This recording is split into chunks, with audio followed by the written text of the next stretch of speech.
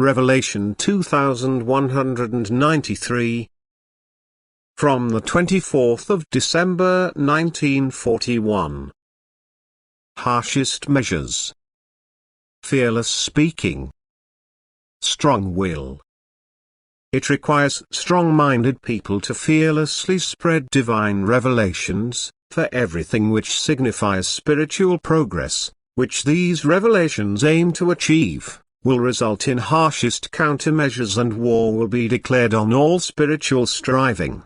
But in addition, divine revelations are so implausible to people as long as they are still spiritually unenlightened. Every message from the spiritual kingdom requires an element of faith in order to be unhesitatingly accepted. Where faith does not exist, they will be rejected, and efforts will be made to fight against the bearers of light, who only want to pass on divine wisdom.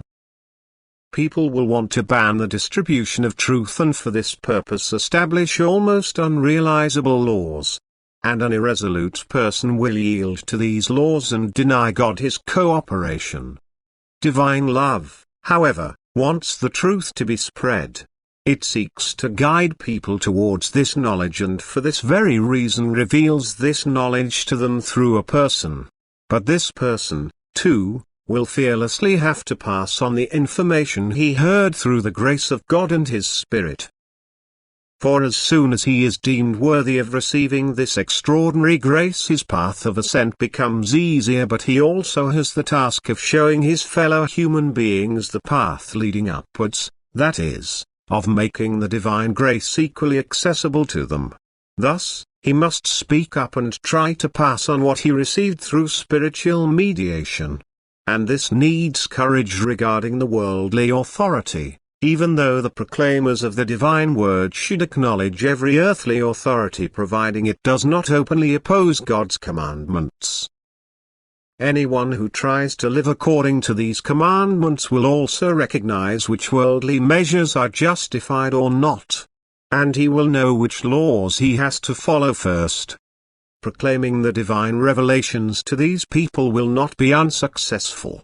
They will be accepted due to the existing faith in the God of love and of mercy, of wisdom and of omnipotence. But where no faith exists at all, the proclaimer of the word will have to fight with the sword of his tongue, and may not be afraid if he is told to stop speaking. He is needed as a mediator between God and people, and he must faithfully administer this position as a mediator. He must untiringly pass on the word he receives and mention everything that is revealed to him. For it is essential that humanity wakes up from its slumber, and that it is given the information about God's obvious working, which is based on his love for people who are close to their spiritual downfall. These are the people he wants to save and guide out of darkness into light. He offers his grace to them and leaves it up to them to avail themselves of it. And this gift of grace should be fearlessly mentioned because it is God's will. Amen.